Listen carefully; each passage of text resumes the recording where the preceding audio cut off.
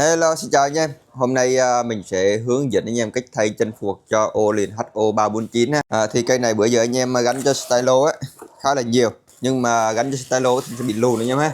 Và bây giờ mình sẽ tiến hành thay chân phuộc. Đây là một cái chân phuộc anh em. Chân phuộc này thì đã làm dài hơn để gắn cho Stylo ha. Và đây là cái phuộc Ho349. Cái này thì mình tháo lò xo ra. Và bây giờ mình sẽ tiến hành thay cái chân này. Anh em ha, đây cái chân này chân phuộc, mình sẽ thay bằng một cái chân dài hơn. Anh em có thể so sánh nhá, nó sẽ dài hơn khoảng chân này nó dài hơn khoảng 2 phân đấy nhé. Đó thì anh em gắn Stylo thì nó sẽ cao hơn và đẹp hơn.